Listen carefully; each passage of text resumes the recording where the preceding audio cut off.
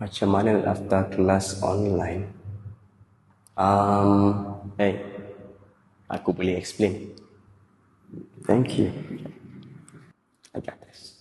Okay, so soalan dia adalah macam mana nak daftar kelas online, betul? Jadi, tengok skrin dekat sini. Apa yang awak nampak sekarang ni adalah benda yang sama macam apa yang saya nampak sekarang. Step yang pertama, pergi ke laman web inspirasibaiduri.com dan awak scroll dekat bahagian atas, dekat bahagian menu dekat atas ni awak tekan, and then awak tekan dekat pilihan yang last kali tu, log masuk dan daftar, dan dia akan redirect pergi ke page yang seterusnya. Kat sini apa yang awak perlu buat adalah isi butiran tersebut. So kita isi, jangan risau, kita isi. Okay, so butiran pun kita dah isi. Dekat bawah tu kalau awak perasan ada pilihan, awak tekan dekat pilihan tu online ataupun fizikal. Untuk soalan ni adalah macam mana nak daftar kelas online. So kita pergi dekat online dan kita tekan register. Okay, so dah settle. So kalau awak perasan akan ada notification masuk daripada Inspirasi Baiduri yang mengatakan kita dah berdaftar dekat website tersebut.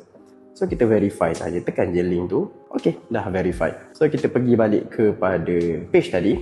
So kita letaklah nama. Yang macam ni contoh saya letak Ali dan Abu lah. Date of birth saya letak 2 September. Phone number, letakkan nombor telefon anda sendiri. Pilih jantina, male ataupun female. Contohlah kita ambil kelas untuk form 3. Lepas tu awak akan dapat email yang macam ni. Ada maklumat pendaftaran apa semua. Lepas tu dah siap, dah daftar. Nampak? Yang keluar congrats.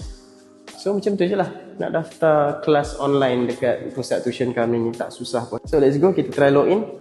So lepas dah daftar akan keluarlah butirannya macam ini. Macam tu.